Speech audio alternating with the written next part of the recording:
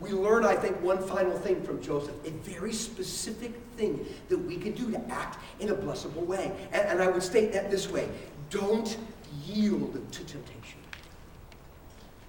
Just don't yield to temptation.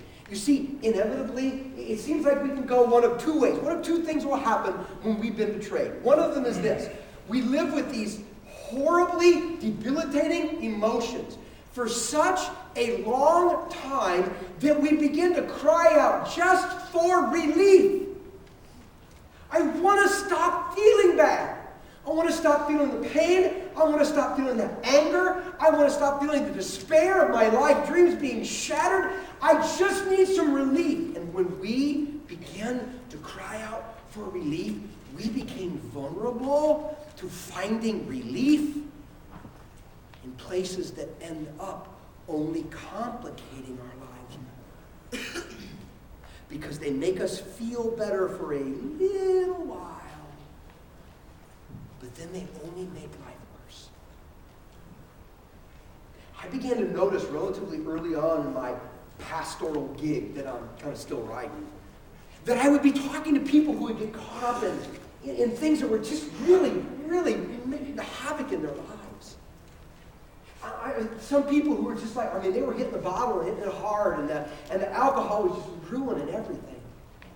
And other people who were into gambling, and they were gambling away their future.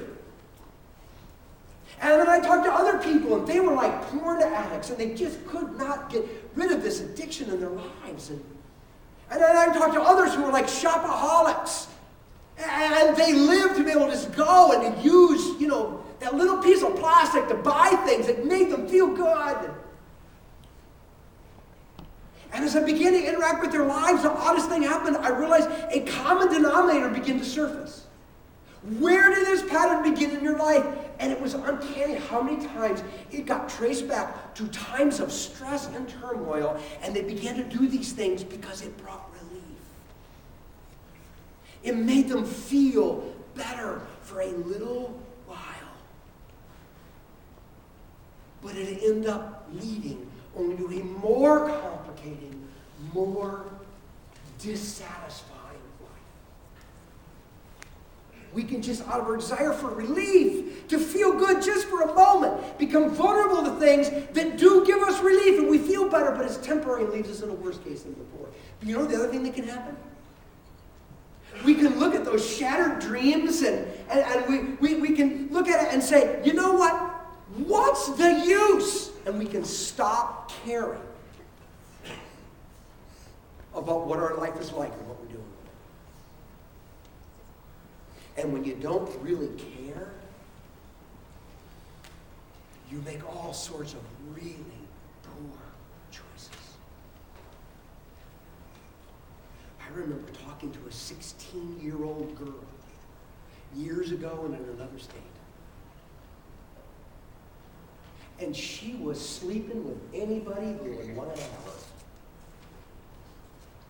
And she was putting anything into her veins. She could care less what it was or where it came from.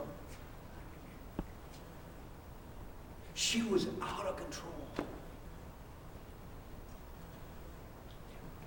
Why'd I ask? Why would you go this way? Help me to understand. Don't you know you're this? Don't you know you're that? You cite the stats, you do all the things, don't you know? And she would just look at me and say, I don't care. I don't care if I mess my life. I don't care if I get a disease. I don't care what my reputation is. I don't care if I live or die. As it began to unravel her background, it was mom and dad hated each other, beat on each other and argued, and finally split up, and they used her as means to try to get at each other.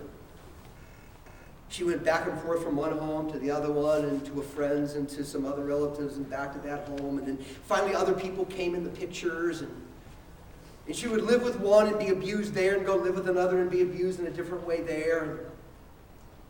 And she said, you know what?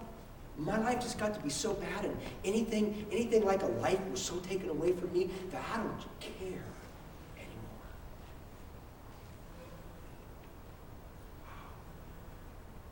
It can happen. This dream we have in life can be so shattered and already so ruined that's like, so what?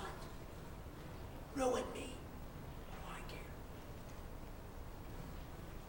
Either one of those things can happen so easily when we've been betrayed. Now, I don't know if Joseph was feeling one of those or both of those. Because both would be so natural. And I have no doubt that the evil one, recognizing that, wanted to do something to make sure that Joseph could not live in a blessable way. So he stirred up Potiphar's wife to bring a little temptation Joseph's way.